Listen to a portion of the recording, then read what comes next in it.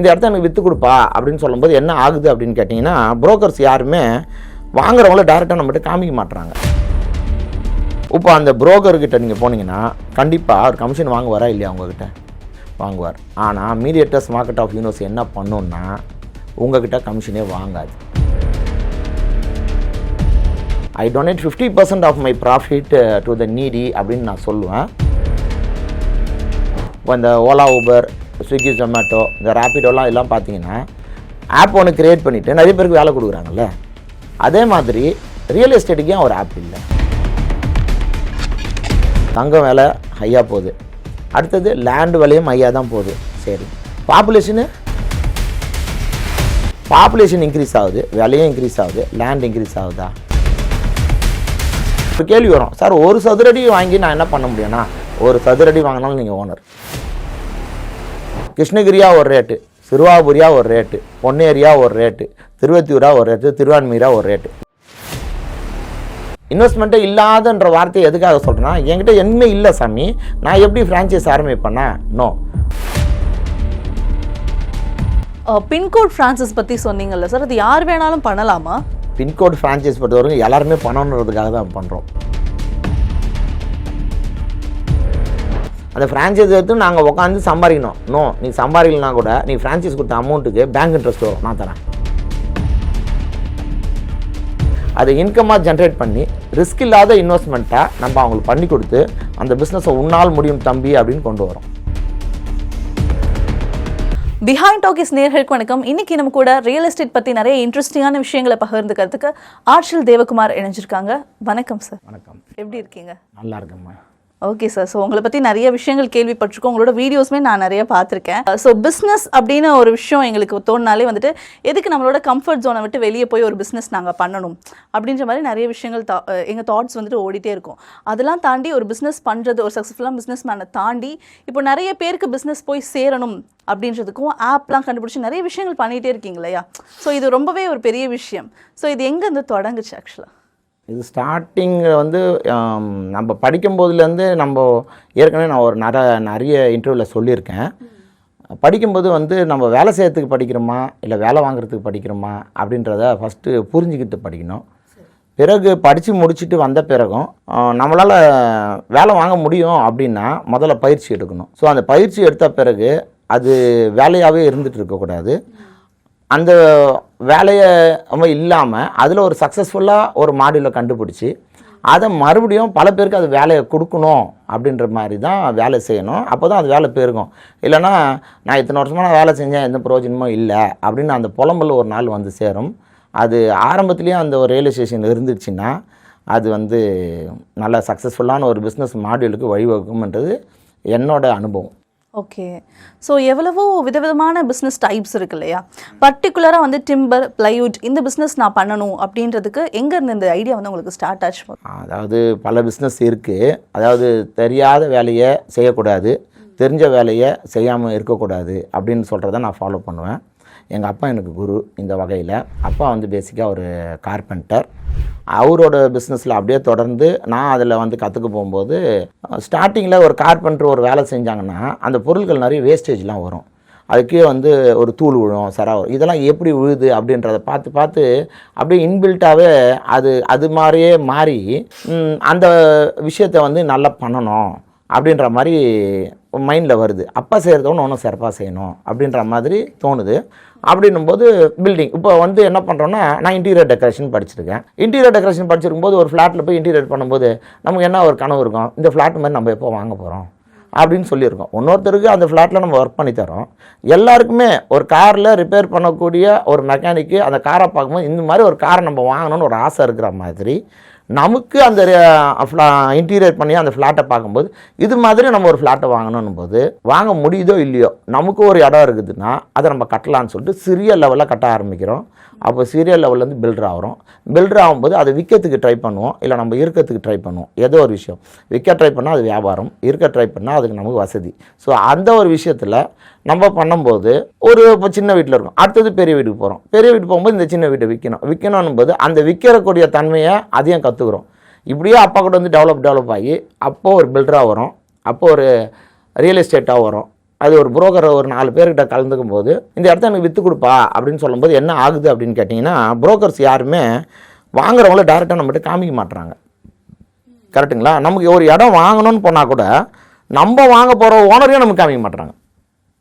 So நம்ம விற்கலான்னு போனால் நம்மளை வாங்குறவனுக்கு காமிக்கிறது இல்லை, நம்ம வாங்கலான்னு போனால் ஓனர் காமிக்கிறோம். நடுவில் ஒரு அப்படியே பொக்கிஷன் மாதிரி வச்சுட்டு மறைமுகமாக ஒரு சில பிஸ்னஸ் பண்ணுறாங்க.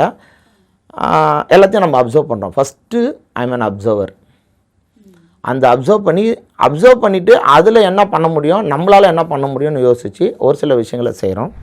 முதல்ல timber plywood merchant, furniture manufacturer, அடுத்தது வந்து ரியல் எஸ்டேட் பில்டர், இப்படியே வந்துட்டுருக்கோம். ஸோ இது மாதிரி ஒரு 4 லைன் இருக்கும். இப்போதைக்கு நான் இங்கே முக்கியமாக வந்திருக்கிற காரணம் என்னென்னா, அப்போ ரீசெண்டாக நான் ஒரு கோர்ஸ் முடித்தேன். RACSன்னு ஒரு கோர்ஸு, நேஷ்னல் அசோசியேஷன் ஆஃப் ரியல்டர்ஸ்ன்னு சொல்லிட்டு ஒரு இன்டர்நேஷ்னல் ஃபோரம். நான் இப்போ இங்கே வந்து சென்னையில் ரீப்புன்னு சொல்லிட்டு ஒரு இதில் ஃபோரமில் நான் மெம்பராக இருக்கேன், சார்ட்டர் மெம்பர் அண்ட் எக்ஸிக்யூட்டிவ் கமிட்டிலலாம் இருக்கேன். Real estate association of professionals, real estate சம்மந்தப்பட்டது. அடுத்தது APPCCன்னு ஒன்று சொல்லுவாங்க, association of professional property consultants Chennai. அடுத்தது பில்டர்ஸ் அசோசியேஷன் ஆஃப் இந்தியா. இப்போ இந்த 3 ஃபோரம். அப்புறமா ஏற்கனவே நான் டிம்பர் மர்ச்சன்ட் சொல்லும்போது நான் timber and plywood merchant association, Chennai timber and plywood merchant அசோசியேஷனில் லைஃப் மெம்பராகவும் இருக்கேன். ஸோ அது மட்டும் இல்லாமல் நான் ரோட்டரியில் இருக்கேன். ரோட்டரியில் பிஸ்னஸ்க்காகவே நான் ரோட்டரிக்கு போனது. ரோட்டரிக்கு போய் பிஸ்னஸே எடுத்தோம்னு சொன்னோம்னா நெட்வொர்க் க்ரியேட் பண்ணோம். ஸோ ஒரு நல்ல நெட்வொர்க் பில்டர் நான். அந்த இடத்துல my strength my network community அப்படின்னு சொல்கிறதுல நான் எக்ஸிக்யூட்டிவ் டைரக்டராகவும் இருக்கேன். இப்போ இப்படிலாம் பண்ணும்போது பல பேரை நம்ம சந்திக்கிறோம். பல பேர் சந்திக்கும் போது நார்மலாக இப்போ நீங்கள் எனக்கு கேள்வி கேட்குறீங்க, நான் பதில் சொல்கிறேன். நார்மலாகவே வந்து இப்போ நான் சின்ன வயசில் பார்த்து ஆசைப்பட்ட மாதிரி ஆசைப்பட்டு நம்மக்கிட்ட வந்து கேட்கும்போது அந்த ஏக்கம் எனக்கு ஞாபகம் வரும். எப்படி நம்ம ஒருத்தரை பார்த்து ஏங்கணும், நமக்கு சொல்லி கொடுக்கலாமே. அப்பா கார்பெண்டர் வந்து பில்டர் ஆனார், இப்போ நம்ம அப்பாவோட பில்டராக வந்துட்டோம். பட் அதே மாதிரி நிறைய பேர் கேட்குறாங்களா, அவங்களுக்கு எந்த மாதிரி நம்ம கொடுக்கலாம் அப்படின்னும் போது ஃபஸ்ட்டு ஐம் கிவர்னு தான் சொல்லுவேன். நான் வந்து டேக்கர் கிடையாது, ஐம் கிவர். ஏன்னா I donate 50% of my profit to the needy அப்படின்னு நான் சொல்லுவேன். ஓகே, கண்டிப்பாக அந்த விஷயமே நாங்கள் கேள்விப்பட்டோம். எனக்கு நிறைய விஷயம் டவுட்டாக இருந்துச்சு. எப்படி 50% எப்படின்னா அப்போது நம்மளுக்கு என்ன சார் பண்ணுறது அப்படின்ற மாதிரிலாம் இருந்துச்சு. 50% கொடுக்கறது வந்து பணம் தேவையில்லை, மனசு இருந்தால் போதும். அது எப்படி சொல்லலான்னா, ஒரு 1 லட்ச ரூபா சம்பாதிக்கிறவர் ஒருத்தருக்கு கூட நடக்கிறாரு, நான் 100 ரூபா தான் சம்பாதிக்கிறேன், ஓகேங்களா. அங்கே ஒரு நீடி ஒருத்தருக்கு 10 ரூபா தேவைப்படுது, ஒன்லி 10 ருபீஸ் தேவைப்படுது. நான் என்ன பண்ணுறேன், 100 ரூபா சம்பாதிக்கிறேன்ல, அவருக்கு 10 ரூபா கொடுத்தா இப்போத்தி தேவை முடியும். 50 ரூபா கொடுத்தா அவருக்கு அந்த தேவைக்கு மேலே அவர் ரெகுலராக அதை வந்து மறுபடியும் 10 ரூபா இன்னொருத்தரை கேட்காத மாதிரி பண்ண முடியும். அதான் சொல்லுவாங்க பாருங்களேன், மீன் கொடுக்காத மீன் பிடிக்க கற்றுக் கொடு போதும்னு சொல்லுவாங்களே, அது மாதிரி ஒரு சில விஷயங்கள் நடக்கும். அப்போது நாங்கள் 2 பேரும் நடந்து போகிறோம். என்னோடய நண்பர் தான் அவரும். அவர் 1 லட்ச ரூபா சம்பாதிக்கிறாரு தெரியும், நான் 100 ரூபா தான் சம்பாதிக்கிறேன். அவர் உடனே என்ன பண்ணுறாரு, அவர் 10 ரூபா கேட்ட உடனே அவர் சில்லறை இல்லைப்பான்னு சொல்கிறார். ஏன்னா அவர்கிட்ட 1 லட்ச ரூபா இருக்குது. நான் என்ன பண்ணுறேன், என்கிட்ட 100 ரூபா இருக்குது, நான் ஒரு கான்செப்ட் வச்சுருக்கேன், 50% கொடுக்குறேன், 50% 50 ரூபா. நான் உடனே என்ன பண்ணுறேன், சரி இவர் கேட்குற விஷயம் வந்து நல்ல ஆள், அவர் கேட்குற இடத்துல கிடையாது, கேட்குற இடத்துல சூழ்நிலையே அவர் கேட்க வைக்குது. ஆனால் மறுபடியும் அவர் கேட்காத மாதிரி பண்ணணும்னு என் மைண்ட் செட். நான் உடனே 50 ரூபா கொடுத்துட்டேன். என் டாபிக் என்னோடய கமிட்மெண்ட் முடிஞ்சிச்சு, 50 ரூபா கொடுத்துட்டேன். நாளைக்கு ஒரு கொஞ்சம் நாள் கழிச்சு வந்து பார்க்கும்போது 500 ரூபாவை சம்பாதிக்கிறாரு. அவர் தேங்க்ஸ் சொல்கிறார். என்னை பார்க்கும்போது போகும்போது என்ன விஷ் பண்ணுறாரோ அவர் விஷே பண்ணல.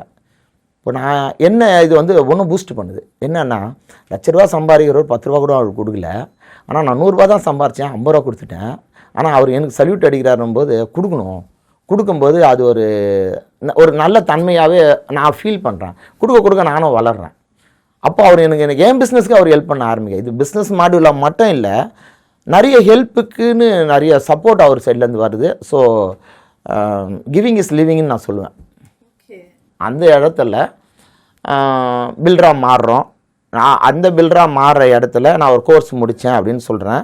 இந்த ஃபோரம்லலாம் உள்ளே இருக்கேன். அப்புறமா ரோட்டரியில் வந்தேன்னு சொல்கிறேன். ஒரு நெட்வொர்க் க்ரியேட் பண்ணி நிறைய பேர்கிட்ட கான்டாக்ட்ஸ் நான் வைக்கும்போது எல்லாருக்குமே ஒரு தேவைகள் இருக்குது. அந்த தேவைகளை நான் செய்யக்கூடிய ஒரு பிஸ்னஸ் வந்து ஃபர்னிச்சர் மேனுஃபேக்சரிங், அப்புறமா ரியல் எஸ்டேட், பில்டிங் கன்ஸ்ட்ரக்ஷன், அப்புறமா நெட்வொர்க் கிரியேட்டிங், ரெஃபரல் நெட்வொர்க்கில் இருக்கேன். ஸோ இதெல்லாம் வச்சு நம்ம பண்ணும்போது இதுக்கு எல்லாத்துக்குமே ஒரு ஆப் ரெடி பண்ணோம், ஒரு வெப்சைட் ரெடி பண்ணோம். ஏன்னா நம்ம ஒருத்தரை பார்த்தோன்னா ஒரு நாளைக்கு 10 பேரை பார்த்தோன்னா டைம் முடிஞ்சு போச்சு. ஆனால் நம்ம செய்யக்கூடிய விஷயங்களை 1000 பேருக்கு சொல்லணும், 1,00,000 பேருக்கு ஒரே நேரத்தில் சொல்லணும்னா அதுக்கு இப்போ இருக்கிற சோஷியல் மீடியாவோ இல்லை வெப்சைட் சப்போர்ட்டோ நம்ம செய்யலாம். இப்போ இந்த ஓலா, ஊபர், ஸ்விக்கி, ஜொமேட்டோ, இந்த ரேப்பிடோலாம் எல்லாம் பார்த்தீங்கன்னா ஆப் ஒன்று க்ரியேட் பண்ணிவிட்டு நிறைய பேருக்கு வேலை கொடுக்குறாங்கல்ல. அதே மாதிரி ரியல் எஸ்டேட்டுக்கு ஏன் ஒரு ஆப் இல்லை? இருக்குது. நான் வந்து இன்னொரு கம்பெனியை உதாரணம் சொல்லி அவங்கள ப்ரொமோஷன் பண்ணக்கூடாது அப்படிலாம் கிடையாது. உண்மையாக இருக்கிறத சொல்லணும். இப்போ மேஜிக் பிரிக் இருக்குது, நோ ப்ரோக்கர் இருக்குது, 99acres இருக்குது, OLX இருக்குது. இவங்கள மாதிரி அது இருக்குதே, அதை பார்த்து பிரம்மாண்டமாக பிரமிக்கிறது வேறு. ஏன் அது மாதிரி சின்ன லெவலில் நம்மளே ஏன் செய்யக்கூடாதுன்றது ஒரு வகை. கரெக்டுங்களா? அப்போ அது உள்ளே போயிட்டு இதில் எல்லாமே இந்த ஃபோக்கஸில் இருக்குது, நம்ம இன்னும் கொஞ்சம் கம்ஃபர்டபுளாக நம்ம பண்ணலாமேன்ட்டு நானும் ஒரு ஆப்பை ரெடி பண்ணுறோம். MMU அப்படின்னு சொல்லிட்டு இப்போ ப்ளே ஸ்டோரில் இருக்குது, ஆப் ஸ்டோரில் இருக்குது. இப்போ கூட நீங்கள் போய் பார்க்கலாம். மீடியேட்டர்ஸ் மார்க்கெட் ஆஃப் யூனிவர்ஸ்னு இருக்கும்.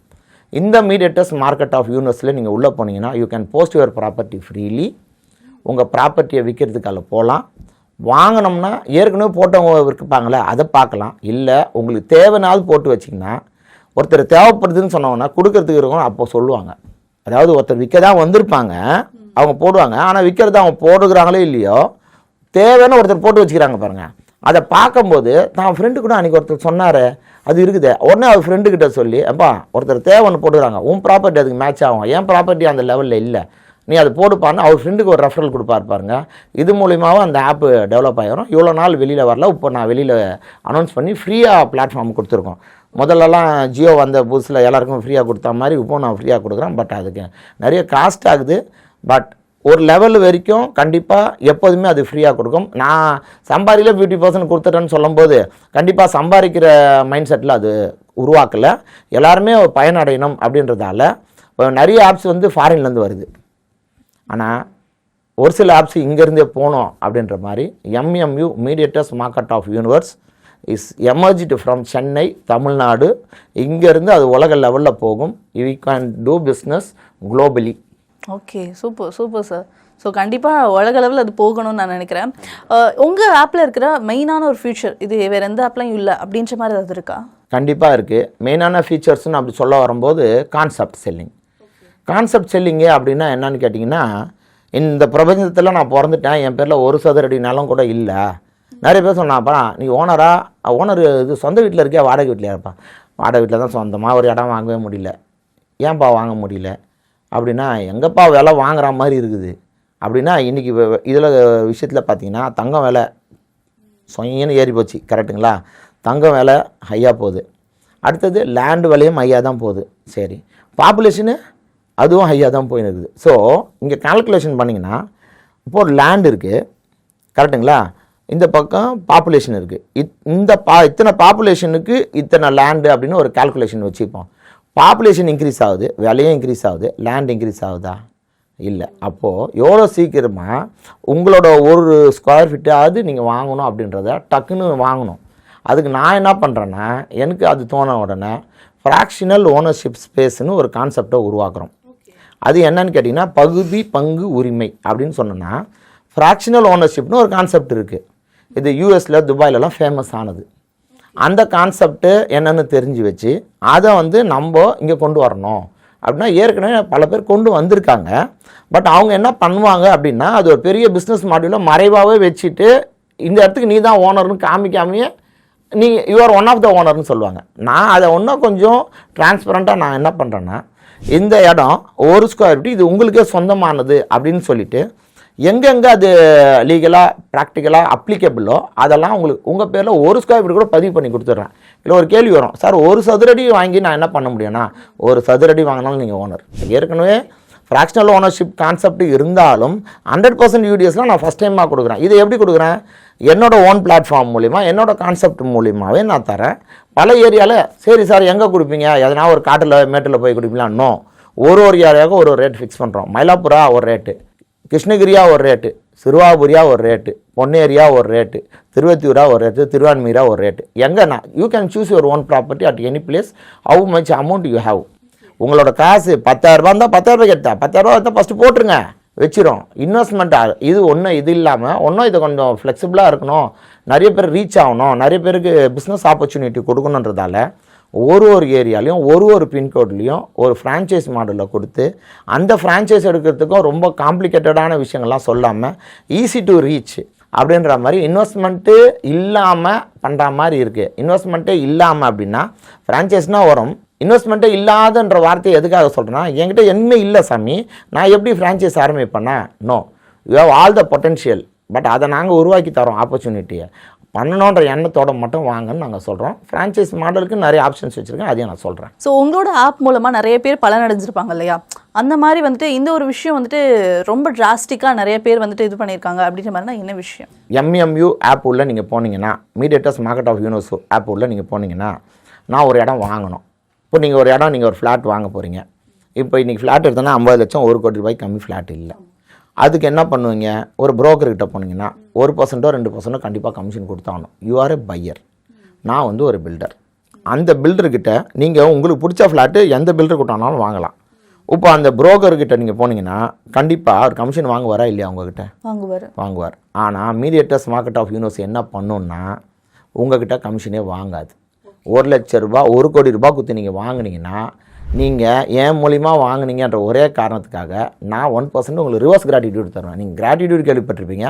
ரிவர்ஸ் கிராட்டிடியூட்னா என்னை நம்பி என்கிட்ட வந்தீங்க, நான் உங்களுக்கு முடிச்சு கொடுத்தேன். ஏன் இதெல்லாம் எப்படி பாசிபிள் அப்படின்னா, ஒரு பில்டரும் அவங்க மார்க்கெட்டிங்காக ஒரு செலவை எடுத்து வைக்கிறாங்க. அந்த செலவை எடுத்து வச்சு என்ன மாதிரி ரிஜிஸ்டர்டு ஏஜென்ட்ஸு, ரெரா ரெகுலேஷன்ஸ் இருக்குது, ரியல் எஸ்டேட் ரெகுலேட்டரி அத்தாரிட்டி அப்படின்னு இருக்குது. அவங்க என்ன பண்ணுறாங்கன்னா, ஏஜென்ட்ஸை நிர்ணயிக்கிறாங்க. நான் ஒரு ரெரா ஏஜென்ட். எங்களை என்ன பண்ணுவாங்கன்னா, அந்த ப்ராஜெக்டை வெளியில் அனௌன்ஸ் பண்ணுறதுக்கு முன்னாடி எங்களை சேனல் பார்ட்னர்ஸை கூப்பிடுவாங்க. கூப்பிட்டு இது மாதிரி ப்ராஜெக்டை நாங்கள் வெளில கொடுக்குறோம், யார் இந்த கிளைண்ட்டுக்கு வேணுமோ எங்ககிட்ட கூப்பிட்டுவாங்க. We will pay the payouts, கமிஷனாக உங்களுக்கு கொடுக்குறேன்னு எங்களுக்கு சொல்லுவாங்க. அந்த கமிஷனை நான் 10 பேருக்கு நான் சொல்ல வரும்போது, நான் ஏற்கனவே சமாதியில் 50% சொன்னதால் எனக்கு 2% கமிஷன் வரல, 1% உங்களுக்கே கொடுத்துட்றேன். 1 கோடி ரூபாய்க்கு நீங்கள் ஃப்ளாட் வாங்குங்க, எந்த பில்டர்கிட்ட வாங்கணுமோ நீங்கள் ஆசைப்படுறதுல வாங்குங்க. இன்னும் உங்களுக்கு இவங்ககிட்ட தான் வாங்க, அவங்ககிட்ட வாங்கினா நாங்கள் உங்களை டைவர்ட் பண்ணவே மாட்டோம். பட் எந்த பில்டர்கிட்ட போனீங்கனாலும் எங்ககிட்ட சொல்லுங்கள், அட்வான்ஸ் கொடுக்கறதுக்கு முன்னாடி எங்ககிட்ட சொல்லுங்கள், எங்களோட கைடன்ஸ் எடுத்துங்க. ஏன்னா எந்த பில்டரு எந்த ரேட்டில் வந்து அவங்க வந்து வெளியில் மார்க்கெட்டில் ஃபஸ்ட்டு வந்தாங்க. இப்போ ஒரு ஸ்கொயர் ஃபீட் 10,000 ஆரம்பிச்சிருப்பாங்க, இன்றைக்கி 15,000 போய் நிற்கும் முடியும் போது. ஆனால் 10,000 ஆரம்பித்தான்னு ஆரம்பம் தெரியாது, இன்றைக்கி ரேட்டு தான் உங்களுக்கு தெரியும், எங்களுக்கு தெரியும்ல. அந்த இடத்துல நம்ம என்ன சொல்லுவோம்னா, 15,000 10,000 கொடுக்க மாட்டாங்க. ஆனால் 14,000 வரைக்கும் கொடுக்கறதுக்கான வாய்ப்பு இருக்குன்னா உங்களுக்கு 1,000 ரேட்டும் குறையும். அப்போது 14,000 கொடுத்து வாங்கும்போது ஒரு 1000 ஸ்கொயர் ஃபீட் வாங்கினீங்கன்னா 1 கோடி 40 லட்ச ரூபா கொடுத்து நீங்கள் வாங்கினீங்கன்னா, நான் என்கிட்ட வந்து உங்களுக்கு என்ன கிடைக்கும்னா 1,40,000 கிஃப்டாக கிடைக்கும். இதை தவிர்த்துட்டு நிறைய பேர் நீங்கள் இடையில சொன்ன மாதிரி வந்துட்டு உங்களோட 50% ஷேரை வந்து மற்றவங்களுக்கு கொடுப்பீங்க, தேவைப்படுறவங்களுக்கு கொடுப்பீங்கன்ற மாதிரி சொன்னீங்க. அதை தவிர்த்தும் விமன்ஸுக்காக இருக்கட்டும், டிரான்ஸ்ஜெண்டராக இருக்கட்டும், நிறைய உதவிகள் பண்ணுறீங்க அப்படின்ற மாதிரி. இப்போ வந்து நான் மீடியேட்டர்ஸ் மார்க்கெட் ஆஃப் யூனிவர்ஸை பின்கோடுக்கு வயசில் நான் பண்ணுறேன்னு சொன்னேன். அப்போ அதை ஃப்ரான்ச்சைஸ் மாடலும் பண்ணுறேன்னு சொன்னோம். அந்த இடத்துல நம்ம என்ன பண்ணுறோன்னா, லேடிஸ்க்கு ப்ரையாரிட்டி கொடுப்போம்.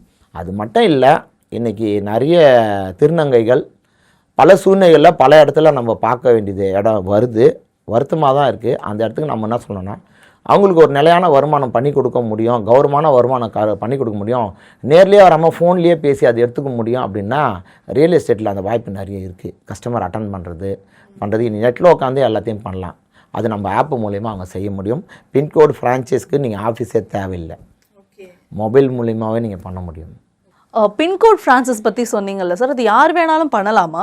பின்கோடு ஃப்ரான்ச்சைஸ் பொறுத்தவரைக்கும் எல்லாருமே பண்ணணுன்றதுக்காக தான் பண்ணுறோம். ஒரு காலத்தில் மரத்தடியில், டீ கடையில், கோயிலில் இங்கெல்லாம் பண்ணியிருந்த ஒரு ரியல் எஸ்டேட் பிஸ்னஸ் புரோக்கர் மூலிமா கூட்டமாக இருந்து பண்ணது இடத்துல 4 புரோக்கர் இருப்பாங்க. அவங்ககிட்ட சொன்னால் வேலை முடிஞ்சிட்டோம்னா, இப்போ நீங்கள் எங்கே போய் பார்ப்பீங்கன்னா நெட்டில் தான் போய் சர்ச் பண்ணுறதா இருக்குது. பட் புரோக்கர்கிட்டலாம் படல, அந்த புரோக்கர்கள் குறைஞ்சிக்கிட்டே வராங்க. பட் குறைஞ்சிட்டே வராங்க அப்படின்னா அவங்க அடுத்த டெவலப்மெண்ட்டுக்கு அவங்க எமர்ஜ் ஆகலை, மாற்றிக்கல தன்னை. அவங்களுக்கு மாற்றிக்கணும் அப்படின்னா அது கம்ஃபர்டபுளாக அங்கே இல்லை. அப்போ நம்ம என்ன யோசித்து பண்ணுறோம்னா, அது கம்ஃபர்டபுளாகவும் கொடுக்கணும், அவங்களும் மாற்றிக்கணும் அப்படின்னு சொல்கிற மாதிரி நான் என்ன சொல்லுவேன்னா, எங்கு ஆண்டர்ப்ரனர்ஸை டெவலப் பண்ணுறேன், பின்கோடு ஃப்ரான்ச்சைஸ் கொடுக்குறதா ஏற்கனவே ஒரு எக்ஸ்பீரியன்ஸ் ஃபீல்டில் இருக்கிறவங்கக்கிட்ட போய் நான் இதெல்லாம் பண்ணுறேன்னு சொன்னேன், இதெல்லாம் வேலைக்கு ஆகாது அப்படி இப்படின்னு எதனா ஒரு சாக்கு சொல்கிறவங்கள போயிட்டு நான் போய் இதை செய்யணும்னு சொல்லி பண்ணுறத விட, புதுசாக எங்கள் ஆண்டர்ப்ரனர்ஸை படிச்சுட்டு வரோம். நான் நிறைய காலேஜஸில் போய்ட்டு லெக்சர் கொடுப்பேன். அவங்க கடைசி லாஸ்ட் இயர் ஸ்டூடெண்ட்ஸ் வராங்க பார்த்தீங்களா, அவங்கக்கிட்ட போய் நீங்கள் என்ன பண்ண போகிறீங்க, ஆண்டர்ப்ரனர் ஆகணுமா அப்படின்னா, என்கிட்ட பணம் இல்லையா சார், நான் என்ன பண்ணேன், பணம் இல்லைன்னு கவலைப்படாதீங்க, வாங்க, மனசு இருக்கா செய்யறதுக்கு, உழைக்கிறதுக்கு உன்னால் முடியுதா, வாங்க, என்ன சார் பண்ணோம், நீ ஒரு ஃப்ரான்ச்சைஸ் எடு, எப்படி சார் ஃப்ரான்ச்சைஸ் எல்லாருமே எடுக்க முடியுமாண்ணா? எடுக்க முடியும். அப்படின்னும்போது ஃப்ரெஷ்ஷாக வராங்க. ஃப்ரெஷ்ஷாக வரும்போது நம்ம சொல்கிறத கேட்பாங்க. என்ன பண்ண முடியும் அப்படின்னா, பணம் இல்லை. பணம் இல்லைன்னா ஒன்றும் இல்லை. உனக்கு நல்ல பேர் இருக்கா? உன் ஃபேமிலியில் நல்ல ஆட்கள் நல்ல ஒரு சிபில் ஸ்கோரில் இருக்கிறாங்களா? உனக்கு செக்யூரிட்டி கொடுப்பாங்களா? வா, எம்எஸ்எம்இயில் நான் லோன் வாங்கி தரேன். என் டீம் இருக்குது, அந்த டீமில் எம்எஸ்எம்இ லோன். அப்புறமா உன்னை உட்கார வைத்து உங்களுக்கு ட்ரைனிங் கொடுப்போம். இந்த இடத்துல ப்ராப்பர்ட்டி செக்கு, வெல்த்து செக்கு, ப்ராப்பர்ட்டி மேனேஜ்மெண்ட் எல்லாமே நம்ம பண்ணி கொடுக்குறோம். எல்லா ட்ரைனிங்குமே அந்த யங் ஆண்டர்ப்ரனருக்கு கொடுக்குறோம். பிளாங்காக வரவங்களுக்கு ஈஸியாக ஃபீட் பண்ணிடலாம், ஏன்னா பண்ண முடியும் அப்படின்றதால. அதை பண்ணும்போது நம்ம என்ன சொல்கிறோன்னா, பணம் இல்லைன்னு கவலைப்படாதீங்க, செய்யறதுக்கு என்ன இருந்தால் போதும். அதே மாதிரி பணம் கொடுத்தோம் சார், அப்புறமா பணத்தை திருப்பி வருமா? பயம் இருக்கும். ஒரு ஃப்ரான்ச்சைஸ்னால் எடுத்துட்டோம்னா, ஃப்ரான்ச்சைஸ் கொடுக்குறவன் தான் சம்பாதிக்கிறான், ஃப்ரான்ச்சைஸ் எடுத்தவன் சம்பாதிக்கிறது கிடையாது. ஒரு டீ கடை எடுங்க, ஃப்ரான்ச்சைஸ் கொடுப்பாங்க. ஒரு பியூட்டி பார்லர் எடுங்க, ஃப்ரான்ச்சைஸ் கொடுப்பாங்க. எல்லாத்தையுமே இன்றைக்கி வரைக்கும் ரியல் எஸ்டேட்டில் ஃப்ரான்ச்சைஸ் கொடுத்துறாங்க கிடையாது. நான் சொல்கிறேன், அப்படி இருந்ததுன்னா அந்த மாடியில் ஓவர் அவுட் பண்ணி சூப்பர் மாடிலாம் நான் கொடுக்குறேன். எப்படி சொல்கிறேன்னா, நீங்கள் ஒரு ஃப்ரான்ச்சைஸ் கொடுத்தீங்கன்னா ஒரு பின்கோடுக்கும் வேறு ரேட்டில் ஃப்ரான்ச்சைஸ் கொடுக்குறோம். அந்த ஃப்ரான்ச்சைஸ் ரீஃபண்டபுளாக கொடுக்குறோம். இன்றைக்கி ஒரு ஃப்ரான்ச்சைஸ் அமௌண்ட் கொடுத்தேன், என்னால் பர்ஃபார்ம் பண்ண முடியல, நான் க்ளோஸ் பண்ணிட்டேன், எனக்கு ரீஃபண்ட் வரலன்னு சொல்லவே வேணாம், அது ரீஃபண்டபுளாக கொடுக்குறோம். 1. சரி, ஃப்ரான்ச்சைஸ் கொடுத்தேன், அந்த ஃப்ரான்ச்சைஸ் எடுத்து நாங்கள் உட்காந்து சம்பாதிக்கணும். நோ, நீ சம்பாதிக்கலனா கூட நீ ஃப்ரான்ச்சைஸ் கொடுத்த அமௌண்ட்டுக்கு பேங்க் இன்ட்ரெஸ்ட் வரும், நான் தரேன். 3வது அது. 4வது என்னால் பண்ண முடியல, மாற்றி விட்டுங்களா, ட்ரான்ஸ்ஃபரபிள் எல்லாமே நான் பண்ணித்தரேன். ஓகேங்களா? சரி, ஃப்ரான்ச்சைஸ் எடுத்தோம், அந்த இடத்துல பிஸ்னஸ் பண்ணால் தானே சொன்னேன். இப்போ இங்கே தான் நான் என்ன பொறுத்துறேன், கான்செப்ட் செல்லிங்னு சொன்னேன் பார்த்தீங்களா. எம்எம்யூ எதில் ஸ்பெஷலைஸ்ட் ஆகுதுன்னா, ஃப்ராக்ஷனல் ஓனர்ஷிப் ஸ்பேஸ், எஃப்ஓஎஸ்ன்னு போட்டிங்கன்னா அது மாதிரி ஒன்று கிடையவே கிடையாது. யூடிஎஸ் இருக்குது, அன்டிவைடட் ஷேர்னு சொல்லுவாங்க. அன்டிவைடட் ஸ்பேஸ்னு ஒன்று இருக்குது. அன்டிவைடட் ஸ்பேஸ்னால் எப்படி ஒன்று கேட்டிங்கன்னா, ஒரு ஃப்ளாட் வாங்குறீங்க, ஒரு சிங்கிள் பெட்ரூம் ஃப்ளாட் வாங்குறீங்க. எத்தனை ஸ்கொயர் ஃபீட் இருக்குன்னா ஒரு 500 சதுர அடி இருக்கும். அது உள்ள ஒரே ஒரு பெட்ரூம் தான் இருக்கும். அது ஃப்ளாட் வாங்கும்போது நிலத்தை பார்த்தீங்கன்னா ஒரு 100 ஸ்கொயர் ஃபீட் 20% தருவாங்க. அந்த கீழே இருக்கிற நிலத்தை வந்து அன்டிவைடட் ஷேர்னு சொல்லுவாங்க. மேலே 500 ஸ்கொயர் ஃபீட் இருக்கிறது வந்து ஸ்பேஸ். 500 square feet. 500 ஸ்கொயர் ஃபீட்டில் ஒரு சிங்கிள் பெட்ரூம் தான் இருக்குது. அந்த ஒரு சிங்கிள் பெட்ரூமை எத்தனை பேர் சேர்ந்து வாங்க முடியும்? ஒருத்தர் வாங்கலாம், இல்லை 2 பேர் சேர்ந்து வாங்கலாம், இல்லை 5 பேர் சேர்ந்து வாங்கலாம். 5 பேர் சேர்ந்து வாங்கினா எத்தனை பெட்ரூம் உங்களுக்கு கிடைக்குது? ஒரே பெட்ரூம் தான். ஆனால் டாக்குமெண்ட்டில் எத்தனை பேர் இருக்குது? 5 பேர் இருக்குது. ஏன் அது 100 பேர் சேர்ந்து வாங்க முடியுமா? முடியாதா? 100 பேரோட பேர் டாக்குமெண்ட்டில் வரப்போகுது. கரெக்டுங்களா? அப்போது 100 பேரோட பேர் அங்கே டாக்குமெண்ட். அப்போ ஒருத்தருக்கு எத்தனை ஸ்கொயர் ஃபீட் வந்தது? 5 ஸ்கொயர் ஃபீட் அங்கே வந்தது. இங்கே யூடிஎஸ் எத்தனை ஸ்கொயர் ஃபீட் வந்தது? 100ல் ஆளுக்கு 1 வருது, 5:1 வருது. So everything is possible. வாங்கணும்னு மனசு 100 ஃப்ரெண்டு சேர்ந்து ஒரு சிங்கிள் பெட்ரூம் ஃப்ளாட்டை வாங்கி அதை வாடகைக்கு கொடுக்கும்போது அதில் ஒரு 10,000 வாடகை வந்ததுன்னா ஆளுக்கு 10 ரூபா பிரிச்சுட்டு போட்டோமே. ஓகே, இதனால உங்களுக்கு என்ன சார் ப்ராஃபிட்? இது இல்லை, என்ன ப்ராஃபிட்னா, இதுக்கு ஒரு சர்வீஸ் சார்ஜஸ் மாதிரி நம்ம வாங்குகிறோம். அது மட்டும் இல்லை, இந்த மாதிரி ஒரு கான்செப்டை நம்ம கொடுக்கும்போது நீங்கள் என்ன பண்ணீங்கன்னா, ஒரு ஸ்கொயர் ஃபீட் நீங்கள் வாங்குறீங்க, உங்களை மாதிரி வந்து நம்ம 100 பேருக்கு கொடுக்குறோம் அப்படின்னா 100 ஸ்கொயர் ஃபீட்டு போகுது அப்படின்னா நம்ம அதில் ஒரு ஹோல்டு வச்சுக்கிறோம்.